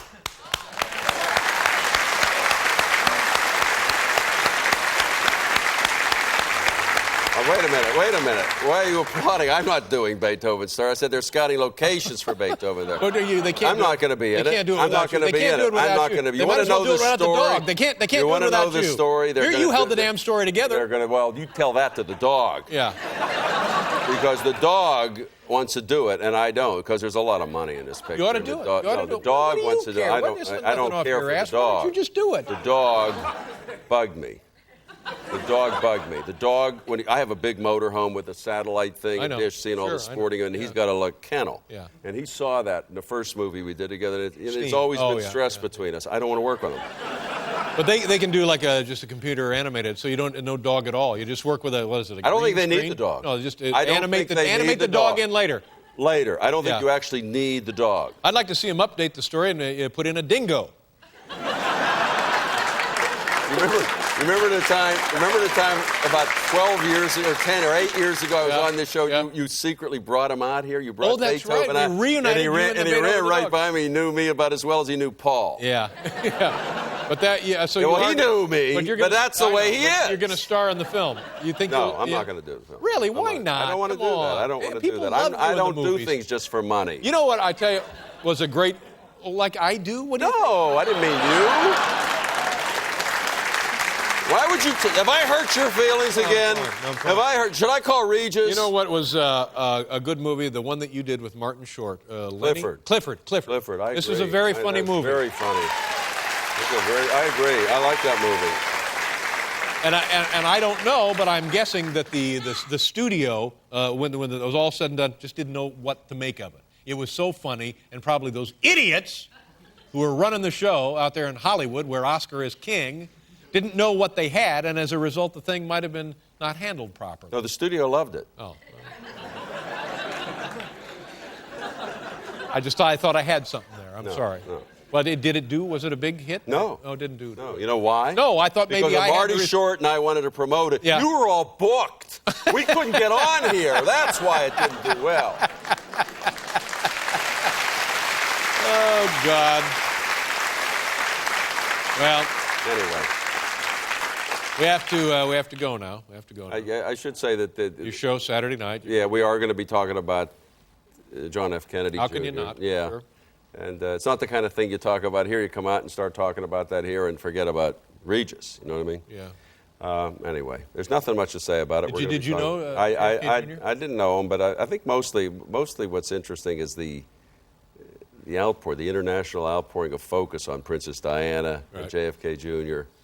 And it's really because I think we've kind of like destroyed everybody else. If people are out there long enough, our leaders, the president, I don't mean the kind of stuff you guys do with the comedy. I'm talking about the real haters in the media, on television, on the radio, who just tear down everybody, every public figure we have. There's nobody left. And John F. Kennedy Jr. and Princess Diana really weren't around that long. I think if they'd have been around longer, they probably would have gone after it. It's just an impulse to hate. In fact, they're doing mean jokes about it now. I mean, that's how bad this culture we have here in certain parts. So that's unfortunate, and that's why I think there's such an outpouring of love. We haven't had time to go get them yet.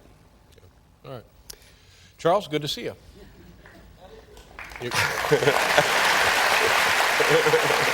Charles Grodin. We'll be right back with Alanis Morissette.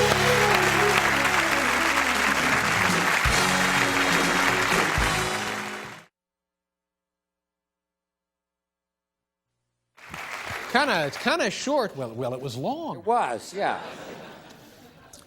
Whenever our first guest stops by for a visit, there always seems to be some kind of trouble. That's true. That Well, really it is is, true. now that There's you always think some of it, kind of yeah. trouble. Yeah. Please welcome the lovely, the contentious Charles Grodin. Charles.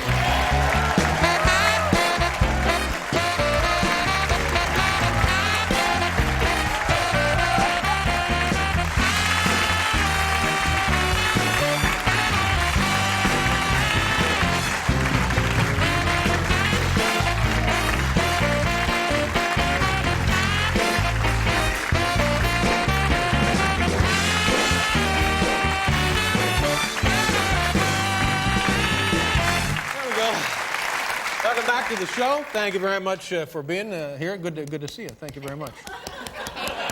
Let me ask you a question. Do you think this haircut of mine, Charles, do you think it's too short? Do you think it's a little extreme? A little shorter than it ought to be, maybe? Let me ask you a question. Yeah, sure. Go ahead.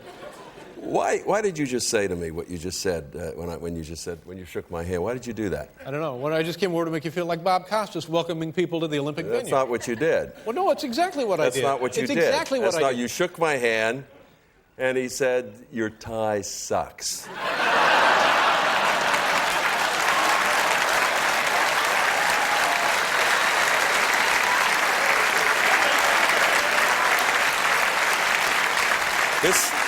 This tie was given to me by Frank Sinatra. No, really? No, it's a Frank Sinatra tie, but you know.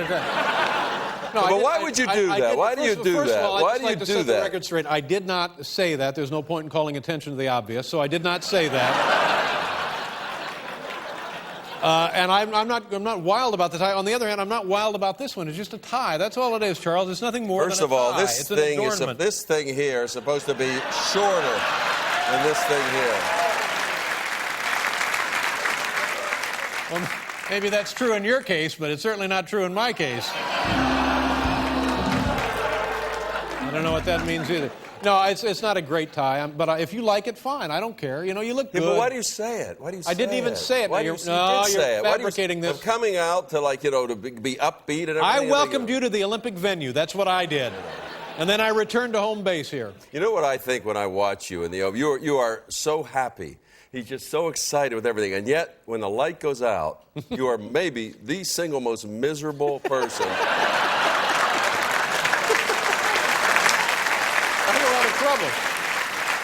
I have a lot of trouble. Speaking of hair, yours is going back. Well, I got a guy. Before you've combed it over, now it's going back. You were looking very hip. This is a double hairpiece. Huh? It's a double. It's not, you know, people wear hair, but it's like I've got pieces of hair pieces. So. Really? You mean that's not your hair? Are you telling me that's your hair?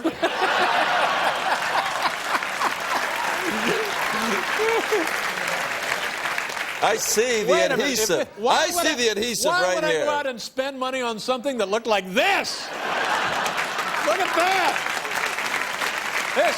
This right there. You know what that is? That, my friend, that's the Bay of Campeche right there. We've issued a hurricane warning for this part of my forehead right there, the Bay of Campeche. You know, it's awkward because you know I had a big party and you know I didn't invite you. I didn't know any of this. You had a big party? Now, I know we talk about it. We've always talked about you and me and then other people getting you. It wasn't a little dinner. Regis was at the party. And a lot of people, everybody was. Who else was there? Well, Cher, Shirley MacLaine. You're lying. No, I know. I had a huge party. And Regis said, "You've got to invite you." You don't know about this? No. You honestly don't? No. But nobody told you I had a huge party and you weren't invited. No. But so was this like a fundraiser or something? Because I wouldn't have come if it was a fundraiser. No, it wasn't. I think it was a fundraiser. It wasn't a fundraiser. No, this smells like a fundraiser to me, my friend. No, it wasn't. It was just a lot of fun. But I have a lot of talk show hosts. Friends, when did you have the big party? Was it your birthday or something? You were in town, too, and living nearby. That's what makes it really kind of pathetic. But now, all right, I'll play along. I'm going to pretend that, yes, you had a party. No, I really did have a party. Nobody would come to your house. I absolutely had a party.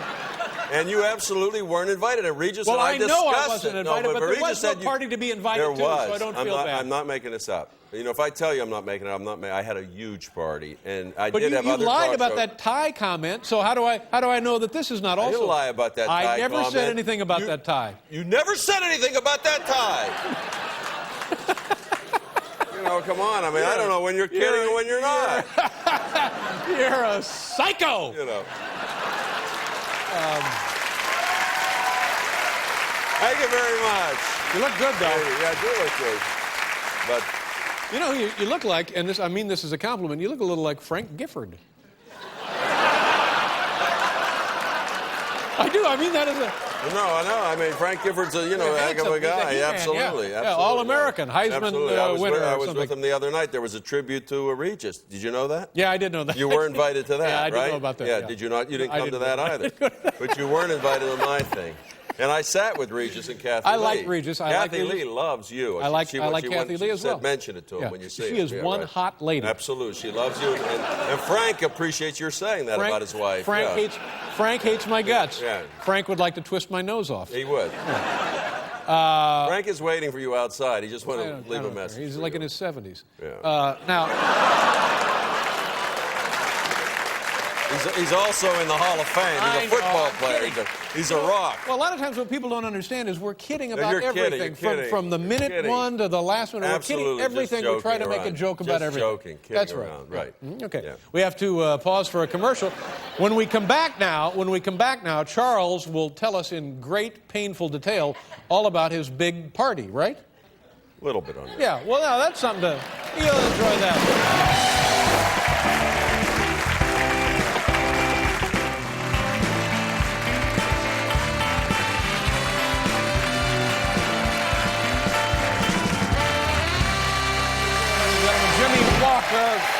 And the Buena Vista Social Club. You know anything about the Buena Vista Social Club?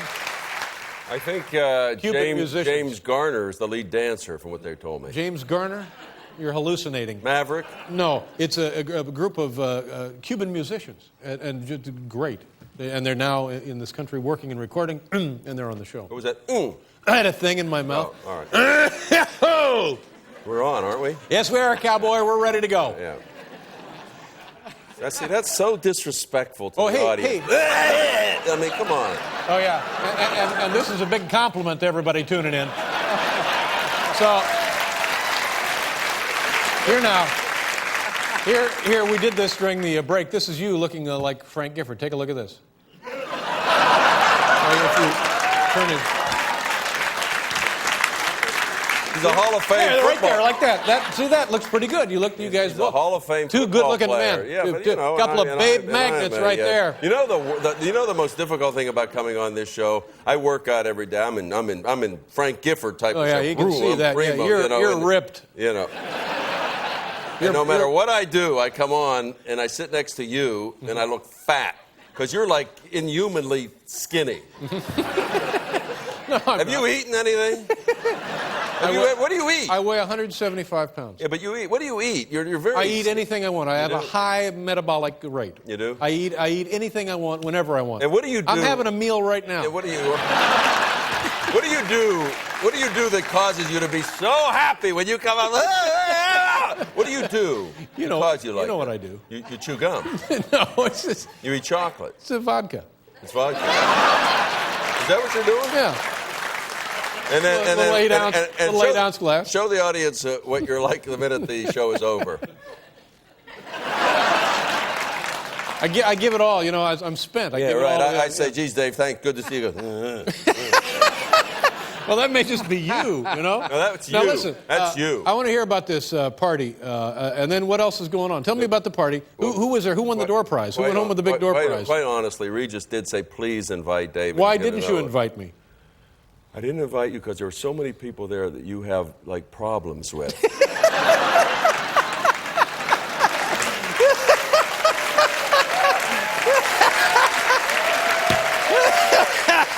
That's probably right. It really was true. That is absolutely the truth. There was Cher. I know. Yeah. Shirley MacLaine. Well, see, this is why I don't go out, because I got problems with everybody. Jack Parr.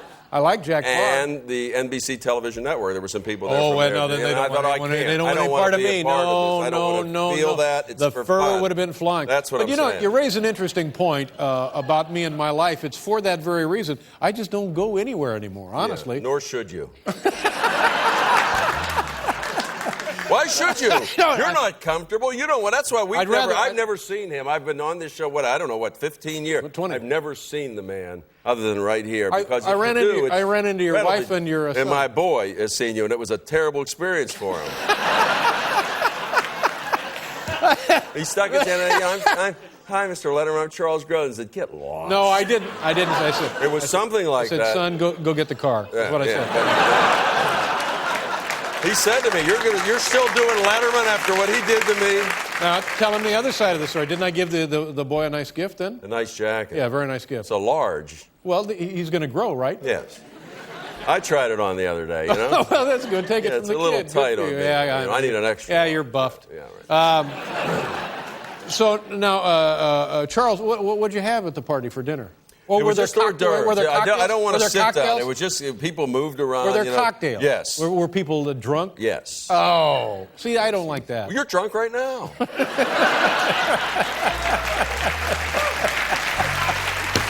Yeah. Aren't you? Honestly.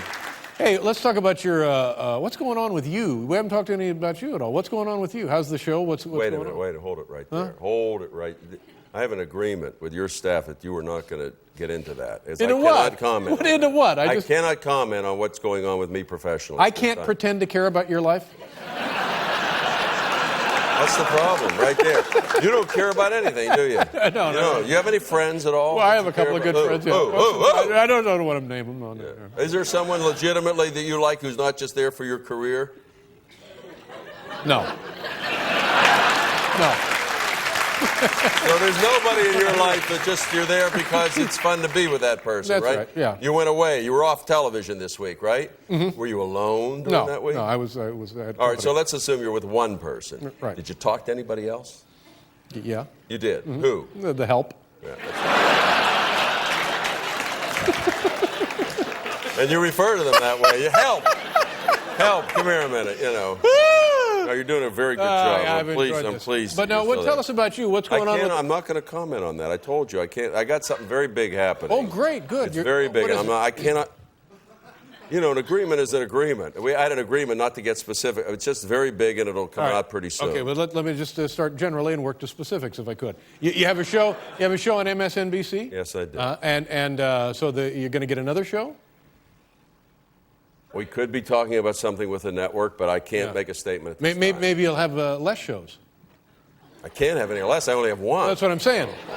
That's what. Less. Yeah. Is that a possibility? No. All right, I'll tell you one thing. I may entertain like very big money movie offers shot in the New Canaan area. Because I want you to be with me if I do this again. I would love to be. We could sit in that motorhome and You're going back to the big screen. No, Ladies and gentlemen, he's returning to motion pictures. That's great. Our prayers have been answered. I am not. All right, wait a minute. I will tell you because you have other guests, and I will because I don't like to play games with the audience. Okay. I don't mind. I am forming an exploratory committee to see if I should form an exploratory committee. You know, your buddy Donald Trump is going to run, and your buddy Warren Beatty is running, and Oprah is going to be vice president. Yeah, well, Donald Trump, and I think that would be wonderful for America, or particularly for your show. Mm-hmm. Yeah, I'm excited about that candidacy. He's a great statesman. You know, he doesn't like to shake hands. You know that about him? Good. And you know why he doesn't like to shake hands? He said he's always in a restaurant, and somebody will come out of the men's room, you know, I guess a man comes out of the men's room, and say, pleasure to meet you, Donald, while he's, you know, about to eat a roll. Yeah. So and I thought, well, yeah, he's probably got a point there. Yeah, well, I agree with him. Yeah. And I'll vote for him based on that alone. Yeah. All right, Charles, it's good to see you again. I'm coming to your next party. Charles Grodin, ladies and gentlemen. We'll be right back with Jimmy Walker.